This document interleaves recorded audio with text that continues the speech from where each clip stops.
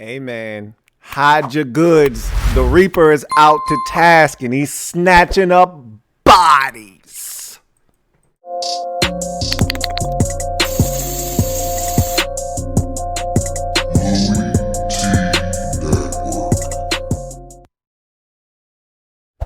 Who else could it be but me, your man, Louie Tee? Welcome to the 80th installment of the Louie Tee Network podcast. I, of course, am your set man, Louie Tee. Thank you for joining me. Wow, it's getting ugly. It's getting ugly in here. Oh, in here. Oh, in here. Oh. And it's not even late August yet. The first day teams have put on pads and dudes are going down and dropping like flies. It's crazy.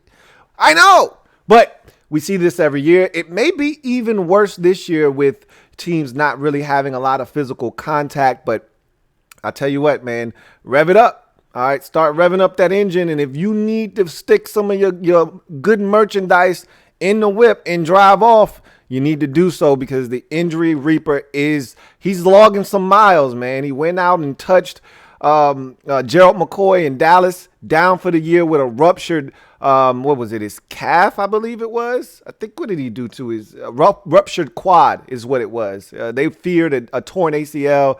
He ruptured his quad. He's going to miss the entire season. They had big hopes and plans for him along that defensive line. And we had just talked about the Dallas Cowboys defensive line. Remember, they added Everson Griffin last week. And so we were talking about all the free agent acquisitions and how this defense looked vastly different, and they were going to be a really good unit if they could stay relatively healthy. Well, that's out of the window in terms of staying relatively healthy. We'll see what happens with the rest of those guys, but Gerald McCoy done for the year.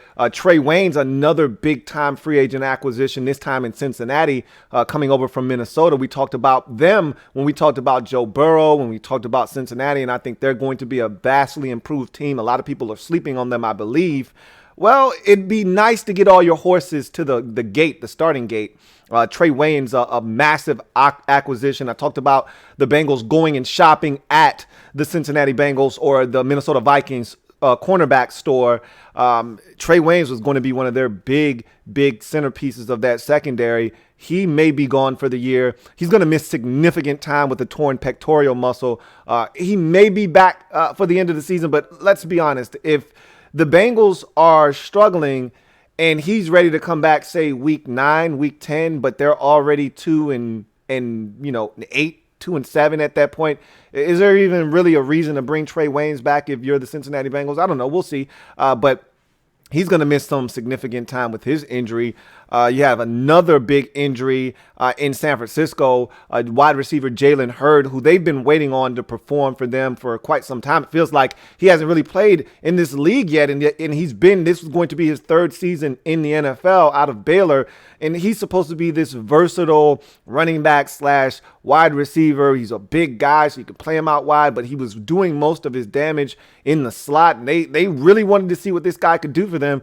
Looks like he has a major knee injury. MRI is pending on his injury to find out the extent of it, but it doesn't look good for him either. And San Francisco really can't afford many more injuries. Remember, Deebo Samuel probably going to miss the beginning of the season with an injury he sustained in the offseason as well. So they can't afford too many more. They went out and signed Travis Benjamin. He elected to opt out. We talked about that last episode. So they can't afford too many more issues at wide receiver as they have Jalen Hurd potentially go down for a very long time. We'll see what that MRI reveals and whether that's a season-long injury or one that just will keep him out for an extended period of time. The Ravens had a guy go down in their camp, Amon Marshall, a cornerback. Looks like he may be out for the season with a torn ACL. And the Eagles had a couple of their defensive linemen, most notably Derek Barnett, both go down. And those look to be serious injuries, but not necessarily season-ending injuries, but injuries that will keep these guys from potentially starting the season healthy. More likely than not, those guys will probably start the season off on the PUP list. So, again, Injury Reaper out to task. All right, he's snatching bodies out here. Protect your stuff. All right, good luck. You're going to need it. But A lot to get to on today's show. You know what? As a matter of fact, let's get to today's Gem Droppin Session, shall we? Let me drop this gem on your melon. Open your mind, let your conscience be free. You're now rolling with your man, Louie Tee. Let me open you up. Get you thinking a little bit. So, I wanted to talk about this unique season that we're embarking upon. And we've talked about the opt-out, and we've talked about no bitching. No bitching, all right? We already know what's coming. It's not going to be fair. You're going to have some disadvantages throughout the course of the year, whether this guy is out or that guy is out. It's no different than a guy getting injured. Now it's just going to be COVID. You may have to forfeit a game because you had an outbreak, 48 hours before you were set to kick off versus the Jets. And so now you got 13 guys out and you got to forfeit the game, or you got 25 guys out, now you got to forfeit the game. These are all things we talked about, but let's talk about the ramifications of no college football season potentially, because they are going to push back their season, or at least some of these conferences have talked about doing this, until the springtime. Now, it's interesting because not everybody's on board. A lot of people want college football to be played for a number of different reasons. Nothing more so than money. The same reason this NFL season is taking place is the same reason college football people want to see it take place is money. A lot of these schools can't afford to not have football take place because that's where a lot of the revenue is generated for these universities. Let's not fool ourselves. It's not basketball. It's not swimming. It's not lacrosse. All right. It's not baseball. It's football. That's the cash cow for a lot of these universities. And so no football could have lasting impacts on a lot of these universities and a lot of these small towns. I mean, State College, for instance, and, Penn State. Who's going there if there's no Penn State games 7-8 times a year? If Penn State's not playing a game, they don't have a huge game against Michigan or Ohio State. Who's going to State College just to visit? And so a lot of these small towns are really going to be impacted. I call it the LeBron James effect. Remember when he left Cleveland, how a lot of those those bars and those towns or those shops and those places that people would inhabit in Cleveland to go to the games started to really fall on hard times. And then when he came back, it was like he had never left. And a lot of those places started to be booming again with business. It's the same kind of effect with college football. You get the tailgating, you get people coming out. You make a weekend out of it when it's a big game coming up against a rival or someone in the conference. So a lot of ramifications for no football. But the biggest one in terms of the NFL, as far as they're concerned, is if there is no college football season, and we've seen 2 of the major 5 power conferences make a decision to go ahead and postpone any kind of fall sports until the spring. The Pac-12 has made that decision. Also, the Big Ten has made that decision. ACC right now still looking to play. SEC still looking to play ball. And also the Big 12 still looking to play ball at this point. Anything can change, but as of right now, those 3 have not committed to postponing. But the Pac-12 and the Big Ten have committed to postponing their spring or fall sports until the spring. But what that really means is that you're going to get a lot of opt-outs. And even though these aren't athletes under contract, so opt-out might not actually be the proper term, you're still going to get a lot of guys that are going to elect to forego this upcoming season and just start preparing for the draft. We've already seen some massive names already do that, going into the season. A lot of guys have just waited because there's no need to announce that you're going to forego this season if these conferences decide they're not going to play ball anyway. So it's no reason to rush to announce that you're not going to play if they're just going to do that for you. In the case of some of these guys like Farley from Virginia Tech, the ACC wants to play, and right now they look like they're going to play. We're going to see what happens there. But if they don't change their mind and they decide to play, well, he had to let everyone know, I'm not playing this upcoming season. We're just going to focus on getting ready for the draft. And it's a unique season. You're going to see a lot more of these players say, nah, I'm good, especially if they're going to play in the springtime. It doesn't benefit them any to play in the springtime because, a lot of different things can happen. Injuries, most notably. You want to be preparing yourself for the combine. And that's another thing. And we'll get to that in a second because no college football in the fall really changes things, because now you start talking about pushing their season back to the spring. Well, what does that do for the NFL calendar? Forget about college sports, because, we really like to focus on the NFL and the impact that all of that is going to have. You're going to have a lot of guys that haven't actually played organized ball in over a year and some change. When you start looking at this, and you've got to have a combine. You've got to have these guys be able to come to one central location, get tested, get the medicals on these guys. But also, you want to see these guys run around. You want to see what these guys have been doing. Again, they're not going to be in a structured environment for over a year and some change. So you're talking about guys potentially being out of shape, guys maybe being in great shape, and you're going to find out a lot about how dedicated some of these young guys are, because there's a lot of time to be off on your own and having to prepare without the structure of a college football locker room and a program and, nutrition and all of those things, weight training. These guys are going to have to do a lot of these things on their own. It'll be interesting to see how many of these guys actually benefit from this and how many of these guys fall by the wayside because of this. That'll be interesting to see as well. But when you talk about college football and not playing in the fall and pushing it back to the spring, it won't really hurt the college football players that are playing as sophomores. Those guys are going to play. It's the guys that are the juniors that have a chance to, declare eligible for the NFL draft. Those are the ones that have a decision to make. The guys that are seniors that, really need this tape. Just think about this for a second before we get to the NFL aspect of this. Think about Joe Burrow last season. If there was no 2019 college football season, there's no Joe Burrow #1 overall. There's no Jalen Hurts second-round draft pick of the Philadelphia Eagles. Think about how the draft stock of some of these players were impacted positively. And then you could say some guys, more tape is worse. More tape isn't always necessarily the better situation, but a lot of times, the more tape, the more a guy is able to prove he can, you feel like, okay, you can improve your draft stock. For some players, like I talked about last year, one of the guys I talked about last year, that I didn't need to see him any longer. He could go to the NFL. I knew who he was as a football player, was Jake Fromm. I didn't need to see Jake Fromm. I felt like I'd been watching him for the last 8 years at Georgia. I didn't need to see Jake Fromm. He was who he was at that point. I didn't need him to come back to school again and play more football. He was a developed player, pretty much what he was going to be at this point. His arm wasn't going to get any stronger. He wasn't going to get any more mobile. He was what he was.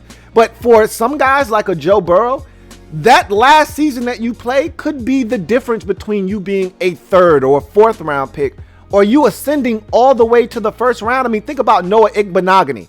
Here's a guy that was probably a third, maybe fourth round corner, if that, before the start of the 2019 college football season. He has a really good season, really good campaign, and it vaults him all the way to the back end of the first round to the Miami Dolphins at 30. Guys like that are going to suffer with no college football season, and it's hard to ask those guys to risk, the potential of getting injured and not being able to heal and put their draft stock in jeopardy by playing in the springtime. So, and you don't leave yourself a lot of time to prepare for the draft if you play in the springtime as well. So those guys really have a tough decision to make. It'll be interesting to see what guys decide to do. I think we know the vast majority I've already heard that most of the top 100 prospects going into the season. And that's the thing that's really interesting, is that top 100 list. While most of those guys in the top 100 are probably going to remain in the top 100, where they're seated, where they're actually ranked, could dramatically change with another season. A guy that's sitting right now at 61 could easily end up being the 21st draft prospect when we get to April, and so that's the reason why not having this season is such a disappointment for a lot of these prospects. But as you fast forward to what this means for the NFL, those guys in the top 100, more likely than not, are going to decide not to play this season. More likely than not, they don't have anything to gain, no benefit of playing in the springtime, but rather just preparing for the draft. But when you think about the NFL, how are they going to approach this? Are they going to move the combine? Are they going to move the draft to try to adjust to what college football does? The NFL has been mum on this subject matter to this point, and I get it. They're more concerned about getting this season off the ground than anything else. They could care less about what happens in the spring of 2021. They're concerned about what's going to happen in the fall of 2020. So their focus is solely on getting this season off the ground because that's where the money is right now. They'll worry about the money that the NFL draft and the combine brings. They'll worry about all of those things when they get closer to that point. But right now, they're concerned about the massive amounts of money that's in the balance because of this season and trying to get this thing going before they worry about the draft. But here are some things that are already put in place that the NFL can use to their advantage. They can push the combine back to as far as I think it's as far as March if they want to. They can push it back to late March or even early April if need be. They can push the NFL draft to as far back as June the 2nd. So that's actually in the guidelines of the NFL handbook, that they can push the draft back all the way until June 2nd if need be. So I think they're going to end up having to work their way around the college football schedule if these conferences decide they want to play their football in the spring. I don't think the NFL is looking to really have to adjust all that much. Look, they're the NFL. They're the big bad bullies on the block, and what they say goes. And if they decide we're not moving anything for these schools and these conferences that decided to push their season back to the spring, that's their prerogative. We're going to go on with business as usual. If they do that, they then put those players in a tough bind because they may want to play this upcoming spring. But if the NFL schedule isn't changing, they've got a decision to make. And what happens if the Ohio State Pro Day is supposed to be XYZ Day, or let's say the combine is always usually late February, early March. So let's just say that, February 21st is the combine and Ohio State's got a big matchup, coming up. Or let's go back even further because they're talking about playing in the springtime. So you're talking about probably more like March. Let's say that March is a big calendar date for the NFL. And let's just say it's the NFL scouting combine. Let's say that they push the combine back they don't have any intentions of pushing back the NFL draft, but they push back the combine until March the 22nd. And let's say that's a massive date on the calendar for Ohio State. It's a big game for them within the conference versus Penn State or somebody like that.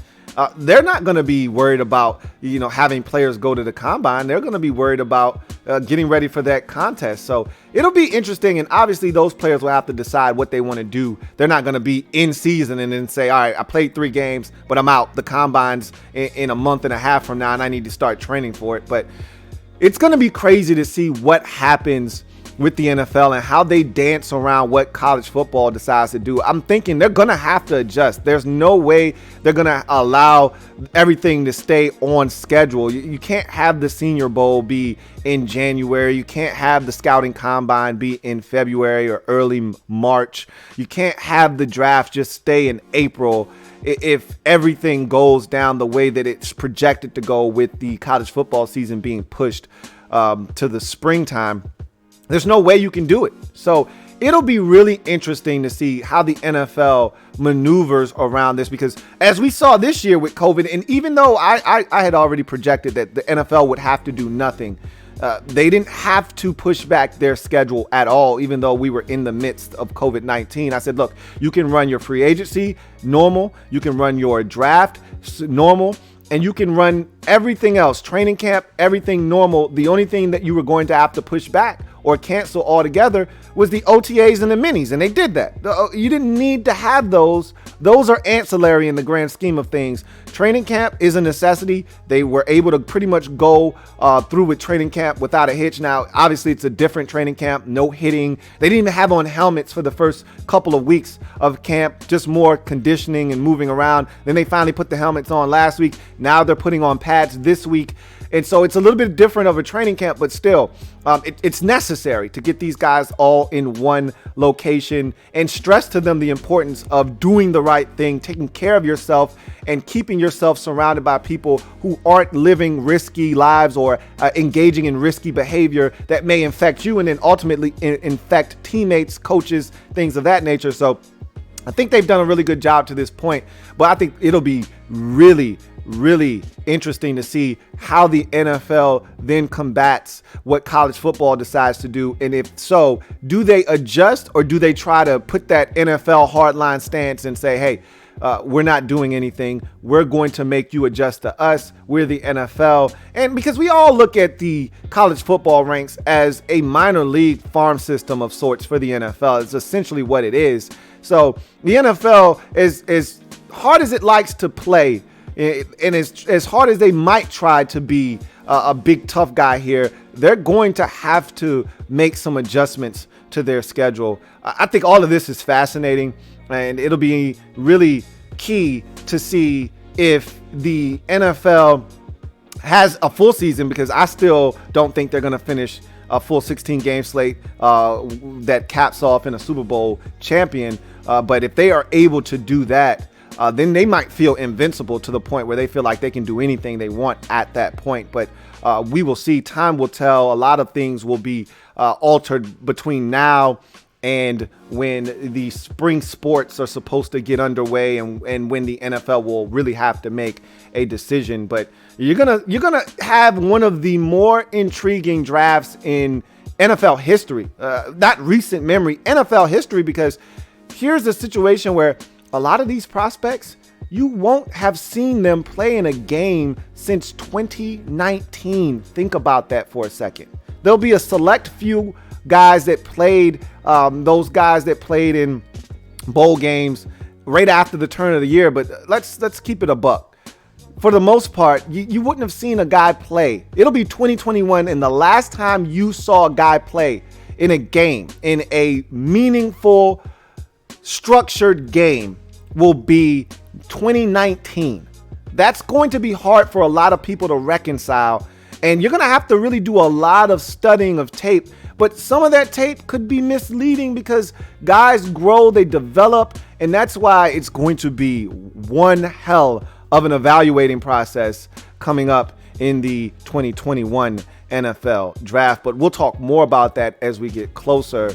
But just know that there's going to be a lot of things that are going to be abnormal in the upcoming draft season. So let's transition from the Gem Droppin Session to breaking down the remainder of the first round. So I want to jump into the back portion of the first round of the draft. We've knocked down the first 22 selections of the 2020 NFL first round, kind of giving you a refresher, a recap of what was done in the first round. Again, it's so easy to forget where a lot of these guys ended up because we've had so much time without football, so much time without camp and OTAs and minis and things of that nature. Easy to forget where some of these guys ended up. So wanted to give you a bit of a refresher. We've done that with the first 22 picks. Let's pick up where we left off at number 23 with the Los Angeles Chargers, who traded up to select linebacker Kenneth Murray out of Oklahoma. This was a big time get for them. They felt really good about Kenneth Murray, so much so that a guy that generally never trades in Tom Telesco, the Los Angeles Chargers GM, decided to move up to get his guy. He was my number 2 linebacker in this draft behind Patrick Queen. However, Kenneth Murray is just as good, if not better athlete than Patrick Queen. Those two are pretty much on par with one another when you're talking about athleticism. But where he seems to outshine Patrick Queen is in experience. This was a guy that was a leader and a 3-year starter at Oklahoma. And you're talking about a guy that top-notch person.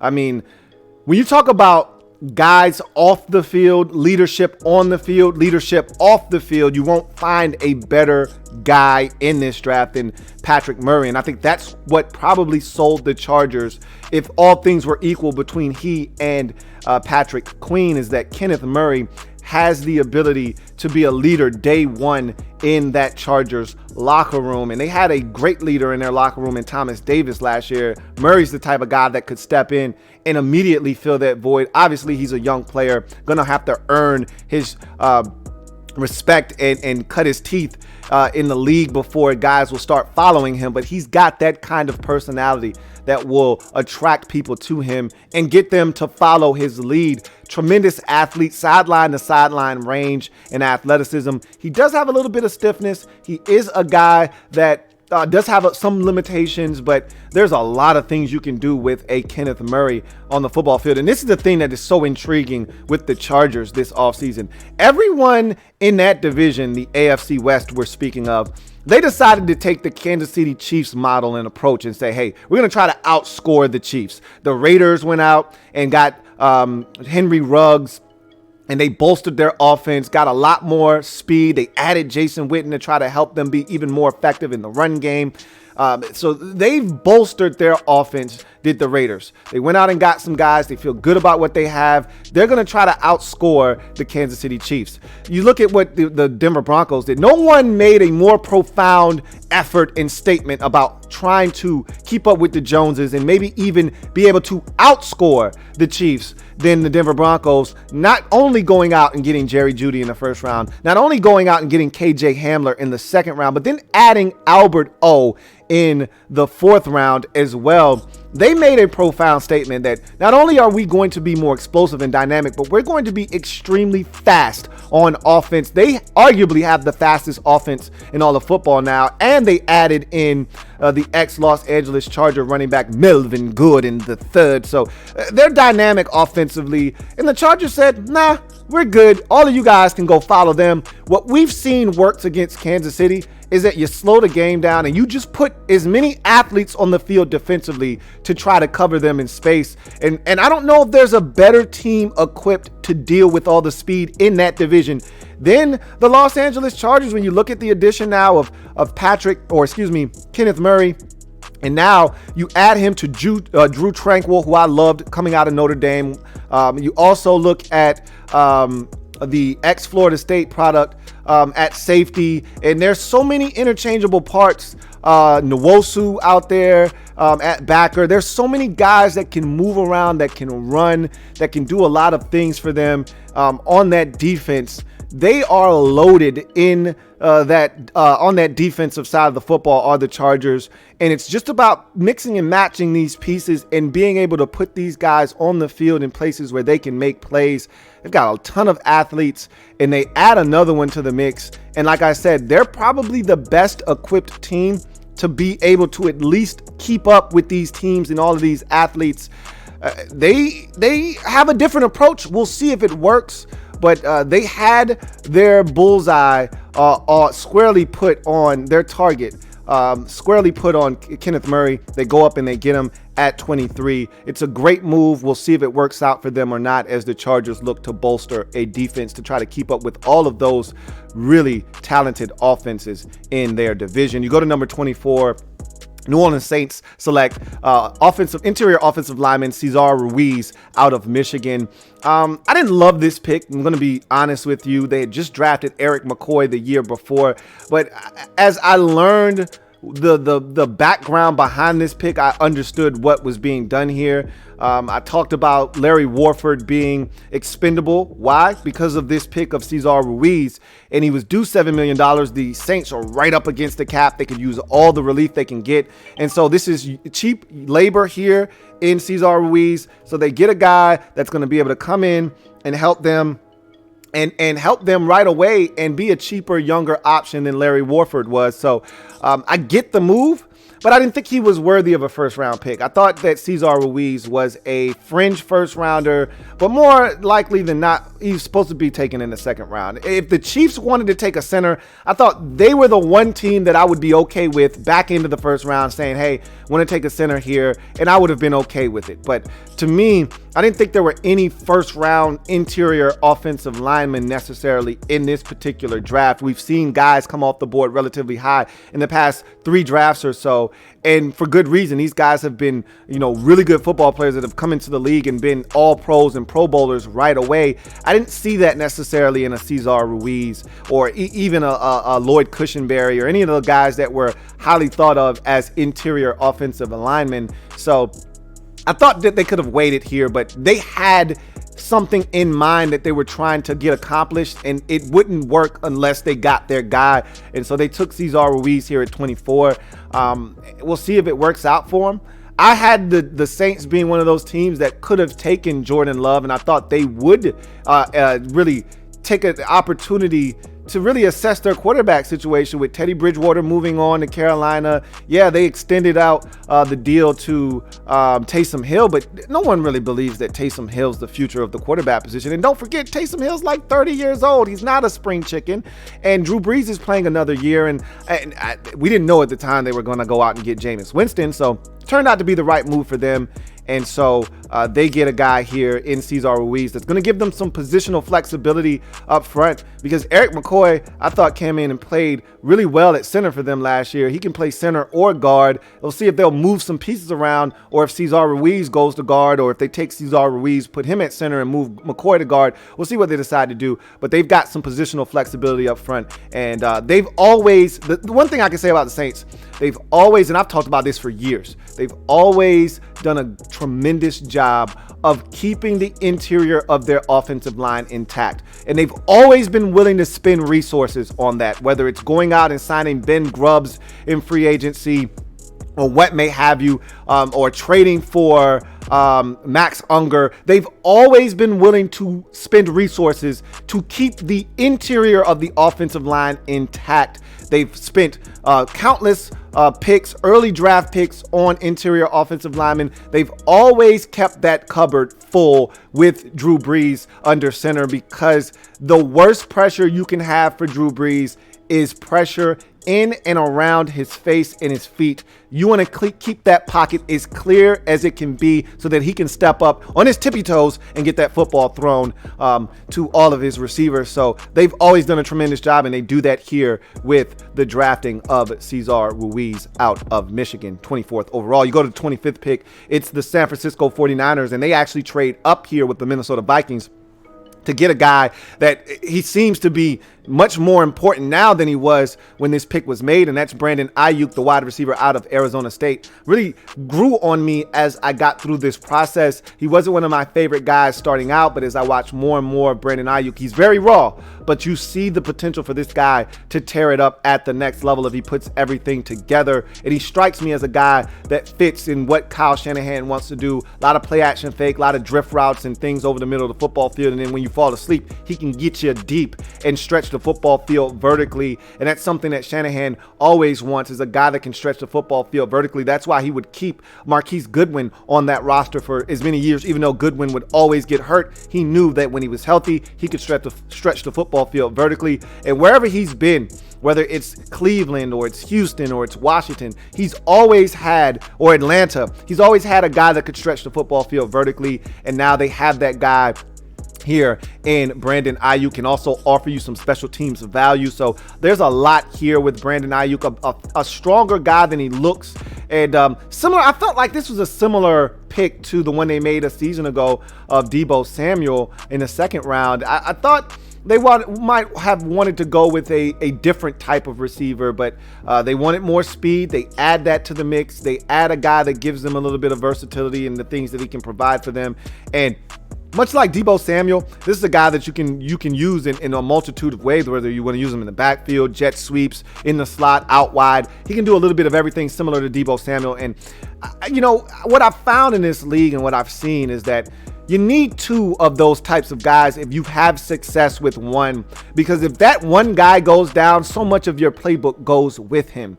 And so you want to put yourself in a position where if one guy goes down that is multifaceted, that does so much for your offense. I mean, look at Deebo Samuel, set the NFL record for most rushing yards by a wide receiver in a Super Bowl. So you knew that they could do so many things with Deebo Samuel, and they would do a lot of things with him. Jet sweeps, they would toss it to him out of the backfield. They would throw it to him out of the backfield. They did a lot of things with Deebo Samuel last year.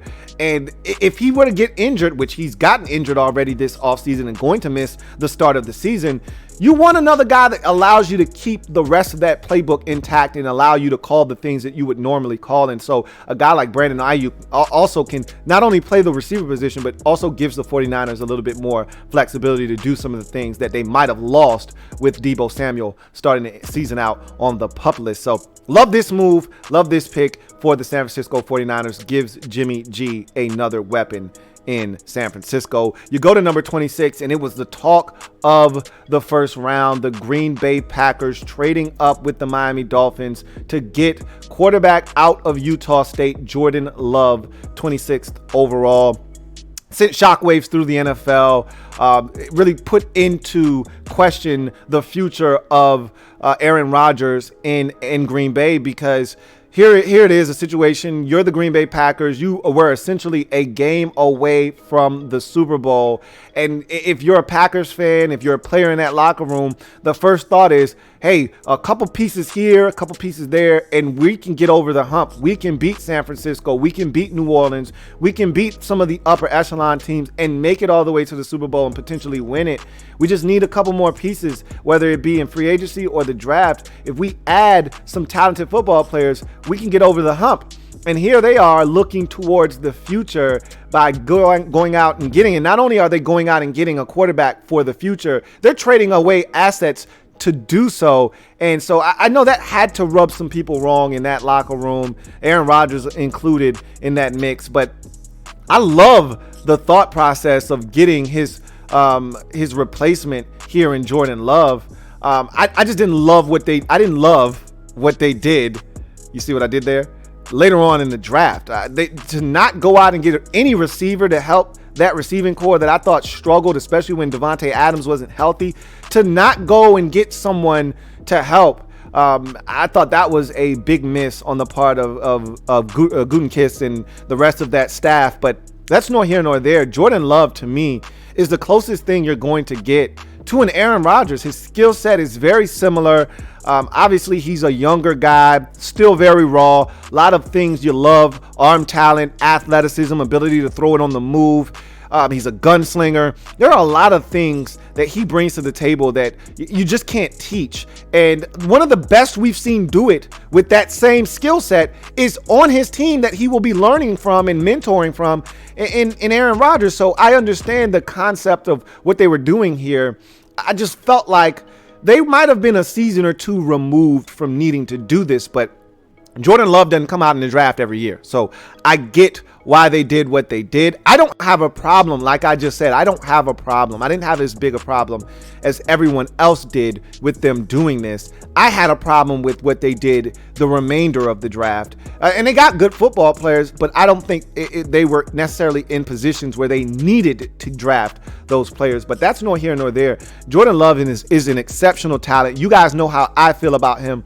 I kind of feel the same way about Jordan Love that I did Drew Lock last season. He was my favorite quarterback in this past year's draft. Joe Burrow, to me, was the most ready to go out of the packaging. Tua, to me, is the guy that's the most polished if he's healthy.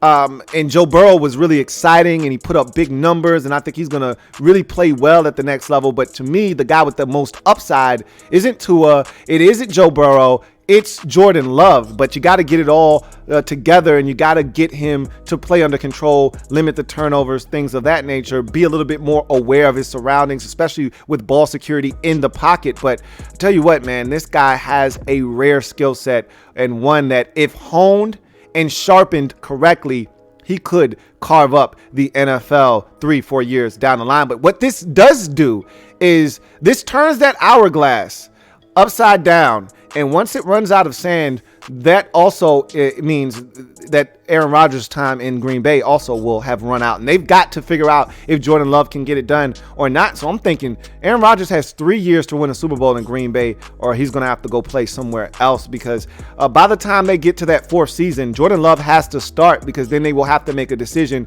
on that 5th-year option. And more likely than not, they pick that up. And you got 2 years to figure out if this guy deserves a contract extension or not. So to me, you could either look at it one of two ways. Either 2 more years for Aaron Rodgers in Green Bay, and then they want Jordan Love starting by year 3, or 3 more years for Aaron Rodgers, and by year 4 that Jordan Love is starting. To me, it's probably going to be the former. 2 more years of Aaron Rodgers in Green Bay, and by year 3 of Jordan Love's rookie contract, you got him starting, and it's a new era in Green Bay. So that was the thing that made this pick so shocking, was that, wow, you're pretty much telling Aaron Rodgers, you're on borrowed time, dude. Find a way to win, and win what we give you. We may not be giving you some of the best parts either. I told you that they went out and got Devin Funchess, and he's going to opt out of the season. They don't have a lot out there at receiver, the guys that get you really excited. They got stuff, but it's a lot of young stuff, and we'll see what happens. None of it elite either. They got some stuff, but it's just Devontae Adams and a bunch of stuff right now, and we'll see what happens with that. But Jordan Love at 26, very intriguing pick. Seattle Seahawks stand pat at 27 and select linebacker Jordan Brooks out of Texas Tech. A bit of a surprise for me, I'm not going to lie to you, especially with, if you're going to go linebacker, especially with Patrick Queen sitting right there for you to take. I thought that was a no-brainer if you were going to go linebacker position, but the Seahawks, as I've always said, they like thinking outside the box, and they like to prove to everyone that they're the smartest guys in the room, and they do it again here. I wouldn't have done this. I wouldn't have selected Jordan Brooks. He's not a bad football player. He's very athletic. He shows up around the ball. When you watch him on tape, he's always around the damn football. But I just thought there were better guys available if you were going to go linebacker, and to me, none of them better than Patrick Queen. Again, he was my number 1 linebacker in this draft to begin with, so I felt like he would have been the pick here if you were going linebacker. But they take Jordan Brooks. He's going to fit right in with the rest of that linebacker core. He's going to learn from some of the best linebackers, especially one of the better linebackers in Bobby Wagner we've seen over the last 7 years or so in this league. And so it's a good spot for him. It'll be intriguing to see what happens. The Seahawks haven't had a lot of success with their first-round picks, which is why I thought that they really made out really well in that trade for Jamal Adams. I know a lot of people say, oh, you gave up a starting safety in Bradley McDougald, and you gave up 2 first-round picks. And I'm saying to myself, I get Bradley McDougald as a starting safety, and look, you don't want to give those up. If you can hold on to Bradley McDougald, that would have probably made the trade even better in the favor of the Seahawks. But the first-round picks, that's not a big asking price for me if I'm the Seahawks, because they don't know what to do with the first-round picks. I've talked about that already. They haven't had a lot of success in the first round. They seem to whiff quite often, whether it's and look, I don't want to say they whiffed last year on the TCU product, the edge rusher out of TCU. He's only 1 year into his NFL career. We'll see what he ends up doing. But I said it then, I'm going to say it now. They overdrafted him. Same thing could be said the year prior to that when they took Rashad Penny. They didn't have any success with the Texas A&M offensive lineman that they took a few years back. They just don't do a great job in the first round. That's why they usually trade out of the first round. So I'm not going to kill them for trading away 2 first-rounders. Let's see what Jordan Brooks amounts to. I didn't love the pick. I don't love the pick now. I didn't love it then. But I don't hate the pick either. I just thought they could have gotten better value, and that's what the draft is all about, especially the first 2 rounds, is getting the most bang for your buck, getting the most value out of your selection. I'm not sure that Jordan Brooks here at 27 is the most value the Seahawks could have gotten out of this pick, but we will see. You go to number 28, it's Baltimore Ravens, and I can't think of a better fit, can't think of a better selection in the first round. I think this was one of the best value picks of the first round. I said it at the time of the selection when the Ravens selected linebacker Patrick Queen out of LSU, the national champion LSU Tigers. I said, I can't think of a better fit for them. They needed to upgrade the speed at linebacker. They lost Patrick Owasso in free agency. They lost CJ Mosley the year prior to that. And so they were really lacking at the linebacker position, and they were hurt by teams running the football right at them a season ago. We saw that what the Titans were able to do to them in the playoffs, and they wanted to get bigger, stronger, which they did with Calais Campbell up front along that defensive line. But they also wanted to get more athletic in the linebacker and in the secondary as well. And so they did that here by adding a guy like Patrick Queen. And I can't think of a better selection that was made, a guy that fits what the Ravens do. He's a great athlete. He's a tough guy. He flies around the football, and he's always around the ball. He's just a guy that has a knack for making plays, and I think he's only going to get better. He's a young football player, not a ton of experience as a starter. As a matter of fact, all of his starts primarily came in 2019 during his run, and if not for one of the LSU linebackers choosing to leave the program, I don't know if this guy actually gets all the starts that he ended up getting under his belt and blowing up the way that he did. Speaking of what we talked about earlier, of guys needing that season, that last year to really catapult their draft stock, here's another guy that wasn't even on the NFL radar a year ago this time, and now all of a sudden he's a first-round pick. So Patrick Queen is a guy that I loved watching on tape. He flies around the football, and I think you keep going in this long line of LSU linebackers that come in that are athletically gifted, that tear the league up, and I think you're going to add him to the list. We saw Devin White get drafted last year in the first round by Tampa Bay. A couple of years before that, we saw the Atlanta Falcons take Deion Jones. These LSU linebackers are really talented, really athletically gifted, and add Patrick Queen to the mix. I think he's going to come in and do some really special things on this Baltimore Ravens defense. Love this pick for the Ravens at 28. You get to 29. Tennessee Titans take Isaiah Wilson, offensive tackle out of Georgia. I did not love this pick at all. This one never grew on me. As time progressed, I still struggle with this selection. I get why they did it. They're a physically imposing football team. They lose their right tackle in free agency to the Cleveland Browns. They have a gaping hole there. They decide to fill it with Isaiah Wilson, but this guy is as raw as the day is long. He's got a lot of work to do, especially in pass protection. They're going to have to help him right out of the gate. He is not ready to defend. Now, I will say this. If there was a division where you could potentially get away with not having elite pass rushers, it's probably the AFC South. There's not many guys, there aren't many guys in that division that really put fear into your heart as pass rushers. You know, the Jaguars do have a couple of guys now that potentially could be problems moving forward in Josh Allen, and now drafting the LSU product that they took this year in Kayvon Chason. But the Colts, they're a little long in the tooth along their defensive line. I mean, their best pass rusher last year was the ex-Kansas City Chiefs edge rusher, and he's getting up there in age, but he got him double-digit sacks, though. We'll see. They got Defoe now on that defensive line, but he won't be blocking Defoe very often. And so, again, you look around that division, Houston, they're still trying to revamp their edge rushers.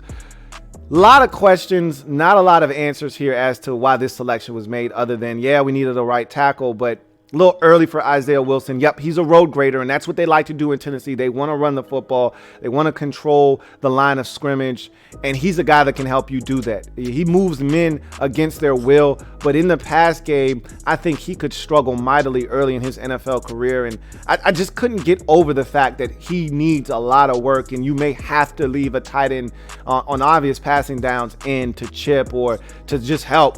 You may have to leave a back end to chip or have that back on his way out, get a piece of that, edge rusher, because this is a guy that just isn't. First of all, his feet are heavy. And at times he's a heavy-legged waist bender. You can beat him off the edge. He'll grab you. I just thought this was a little bit too early for Isaiah Wilson, but the Titans, this is the kind of guy that they want up front in the run game, and we'll see if they can continue to get that kind of production out of him in the run game, and while they're doing that, find a way to bring him along at a rapid enough rate where he doesn't hurt them in the pass protection game. You go to 30. Miami Dolphins traded back with the San Francisco 49ers, with the Green Bay Packers, and they select cornerback Noah Igbinoghene out of Auburn. Another guy that I thought maybe a little bit too early, but he was starting to rise up draft boards. My biggest knock on Noah Igbinoghene is him just finding the football. This guy is always in phase. He's a tremendous athlete, comes from a track background. Mom was a track athlete, dad was a track athlete. So this guy can absolutely fly. He can run. Has no problems being physical. That's the thing I loved about him the most, is his physicality with guys at the line of scrimmage. He didn't back down in that SEC where it was loaded with a bunch of talented wide receivers, whether you're talking Florida, you're talking Alabama, or you're talking LSU. He didn't back down from a single guy. He got in everybody's face. He jammed them up at the line of scrimmage, and he made them work for everything they got. The problem is, even though he's able to stay in phase and he's right there, he doesn't always find the football. And when you don't find the football, you find yourself getting in trouble at the NFL level. You can get away with it a little bit at the collegiate level, but when you get to the next level, you can't find the football. You're going to find flags on the ground constantly, and I think that's something that he's going to have to clean up. But when you talk about a talent, you talk about raw athleticism and a skill set that translates to the NFL, Noah Igbinoghene checks off all of those boxes. If he can find the football, this is a guy that could potentially be a steal for the Dolphins back into the first round. But I thought it was a bit of overkill. I mean, when you look at what the Dolphins already have at the cornerback position, I didn't think that they necessarily needed to go in this direction at 30, but that's what they elected to do. Remember, this is a team that went out and paid a bunch of money to Byron Jones in the offseason, made him the highest paid cornerback at the time of his deal. And then you also remember they've got one of the better cornerbacks already in the league on their football team. And so when I looked at what they already had assembled in that secondary, I'm like, do you really need another corner? But in this league, you got to have three. You got to have three guys you trust, because that slot cornerback position is as important, if not, more important than your number one corner, because you can get 8 up in the slot, and your corner out wide who doesn't travel in the slot, he could be locking down the other team's, outside wide receiver. But if a guy inside is able to work and dominate, that quarterback will eat you up inside all day long. So you got to have a corner that can play in the slot, in the nickel, and I think that's why they felt the need to pull the trigger on Noah Igbinoghene at number 30. As we get to 31, Minnesota Vikings trade back with San Francisco and select cornerback Jeff Gladney out of TCU. Love this pick for the Minnesota Vikings. And he was one of the guys that really grew on me as I got later into the process. Wasn't the biggest fan of Jeff Gladney's initially, but as I watched more and more film, and I thought that when I went back and watched some older tapes from 2018 and some of his games in 2017, I gained an even greater appreciation for Jeff Gladney. And so this is a guy that kind of fits what Mike Zimmer wants to do. Zimmer, fresh off of his extension in Minnesota. I think this is the kind of corner that fits what Mike Zimmer wants to do. Physical guy, able to tackle, find the football, can play some zone, can play a little bit of man as well. But just a guy that attacks the football when it's in the air, attacks the receivers, very aggressive. I think that's the kind of guy that Mike Zimmer's always liked. And Jeff Gladney kind of checks all those boxes. Better athlete than people give him credit for. And I like Jeff Gladney. I like this pick, and I like where he ended up in Minnesota. They desperately needed a cornerback after the exodus that happened in Minnesota this offseason. They needed some cheap labor in that secondary. They're going to get it here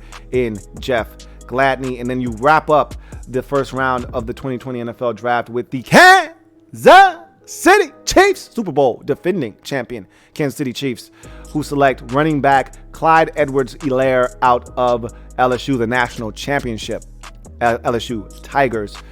This made too much sense. He's a perfect fit for that backfield. They lost so much when they lost Kareem Hunt, and I'm a big Damian Williams fan, but he's no Kareem Hunt. And so you kind of get all of those things that you lost when you lost Kareem Hunt back here with Clyde EdwardsHelaire. He was, to me, the backbone of that LSU offense. He could run it, he could catch it out of the backfield. He just did so many things for them. He was such an interchangeable part, and he was integral in their success. And I think he's just going to come in and make what's already a dangerous, explosive, and corrosive Chiefs offense even much more scarier than it already was. And this is a guy that just kind of fits into what the Chiefs want to do. They want to throw it to their backs out of the backfield. They want to, want gun runs. They want to be able to have guys that create mismatches. And that's what Clyde EdwardsHelaire does, is he just creates mismatches on the football field. One of the more prolific pass catching backs we've seen come into the league in quite some time. Did some damage out of that backfield for the LSU Tigers. And he's going to do the same exact thing for the Chiefs. And really, this was a pick that was somewhat house money for the Chiefs. They could have went in a number of different directions. They could have bolstered the offensive line here. They could have went in a number of different directions. They could have went to the secondary here. They could have went with a pass rusher here. They could have done a lot of things. Instead, they decided to go with a running back that's going to make life a lot easier for Patrick Mahomes in the backfield. So that's the 2020 NFL draft. A lot of intriguing draftees, a lot of intriguing decisions. We'll see how all these rookies acclimate themselves to the NFL in what has been a very different and unique offseason. Interested to see how all these guys play and how many of these guys become household names in the near future as we look to wrap the show up with garbage time. So ESPN heard all of our cries and pleas. I didn't know if it was falling on deaf ears or not for a very long time. We finally kind of got confirmation that, hey, we're going to change the booth up. We don't know what we're going to do. And I think the first time we really got wind of them acknowledging that, okay, these guys stink and that we got to do something was when we heard that they were trying to lure Peyton Manning out of retirement, away from the game, into the booth. And then they also tried to trade for Tony Romo. So there were they tried to trade, not for Tony Romo. They tried to trade for Al Michaels because then Peyton Manning would be willing to work with Al Michaels. He only wanted to work with one or two guys, either Tirico or Al Michaels. And so they were trying to trade for Al Michaels. It didn't work. And so NBC wasn't going for it. And so they had to make a decision. What were they going to do with their booth? They decided to handle it internally. That booth was god awful. I couldn't stand that booth last year. I bitched, moaned, and complained all year long. If you've been watching it in my shows, then you know just how much of a problem I had with Booger McFarland and company in that booth. Joe Tessitore, they were insufferable. And it came to a head in the playoffs when Booger McFarland was he was absolutely horrendous. And I talked about it during that Texans-Bills game. Man, was he bad. I mean, some of the things he was saying didn't even make sense. It was ridiculous. Anyway, ESPN finally announces their new team in the booth. Today, we find out that they're going to go with a 3-man booth for Monday Night Football of Steve Levy, Brian Griese, and Louis Riddick. So that's going to be their new team. We've heard those three together before in doing college football games, especially Steve Levy and Brian Griese. They sound great together doing college football. College football is not the NFL, but Griese played in the league, and Steve Levy is a veteran's pro. He's a pro's pro, a veteran in the game. I love Steve Levy, has an easygoing voice. I think he'll do a great job on Monday Night Football. And Louis Riddick, I'm not the biggest Louis Riddick fan. I know a lot of you out there are. I'm not the biggest Louis Riddick fan in the world. He's kind of ascended in that ESPN organization and rose up the ranks pretty rapidly and become one of the bigger personalities for ESPN. He's going to get his opportunity to announce games now. And I'm not a big fan of his doing games either, but nonetheless, we'll see how that 3-man booth works itself out. I know Levy and Griese are going to be just fine. They have rapport with one another. We'll see how Riddick works his way into that mix. They've done games together, all three of them, so I don't think it's going to be that big of an adjustment for them. We'll see how they do on the NFL stage. It's a big stage. The lights are extremely bright. I don't think Steve Levy nor Brian Griese will have any problems adjusting to the big stage of Monday Night Football. We'll see what Louis Riddick does, however. But I'm just glad they made the switch. You know what's interesting, too, is that in week one, we're going to get the doubleheader that we always get on ESPN. And normally you put your A team on the first game and you put whatever B team you want to throw together. They've done Chris Berman and Rex Ryan. We've had all kinds of, I forgot the lady that calls the college football games. I know a lot of people don't love her voice. I don't have a problem with her. I actually like her. Forgot what her name is, but she's done a game before. They've done a lot of different people, throwing them out there, giving them an opportunity in that second game that a lot of people don't watch on that week one doubleheader. And it's usually out in Oakland or in Denver somewhere out in the AFC West.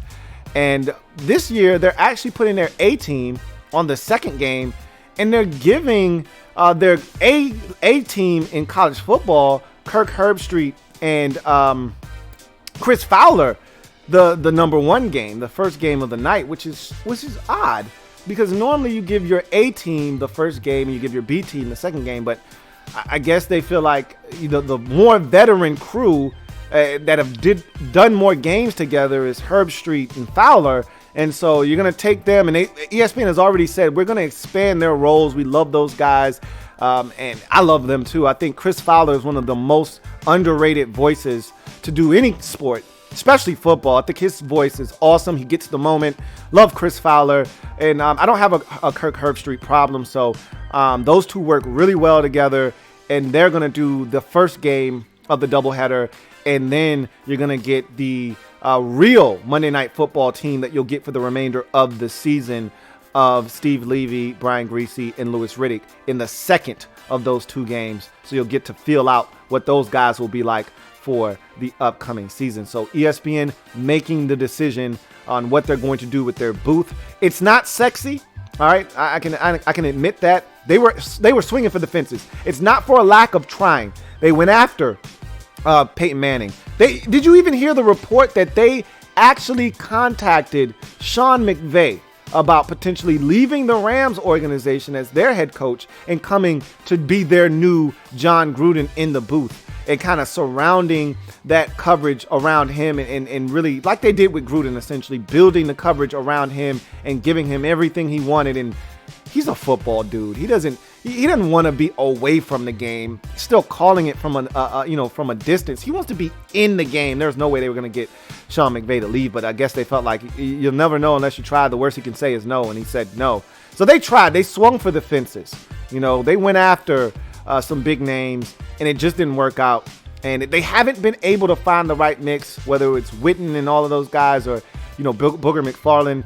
Bottom line is, these guys that they brought in are veterans. They're pros. They're going to come in and they're going to get the job done. It's not going to be sexy, but it's not going to be egregious like it's been the last, few years with the different booths that they've had. So that's going to do it for me, your man, Louie Tee. I thank you guys for joining me here on the show. Really appreciate you guys chopping it up with your man, Louie Tee, on the 80th installment of the Louie Tee Network podcast. We're going to be doing this every week, 3 days a week, Mondays, Wednesdays, Fridays, every week.